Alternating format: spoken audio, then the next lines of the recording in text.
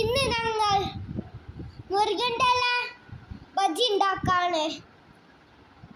അപ്പം ഞങ്ങൾ മുരുകൻ്റെ ഇല എടുക്കാണ്. ഞങ്ങൾ മുരുകൻ്റെ ഇല കഴുകിയിട്ട് പാത്രത്തിൽ വെച്ചിക്കണേ. ഉണ്ടാക്കിക്കണേ. അതിൽ ബജി ഉണ്ടാക്കണില്ല മൈദാണ്. ഇത് ബജി ഉണ്ടാക്കണ മുരുകൻ്റെ ഇല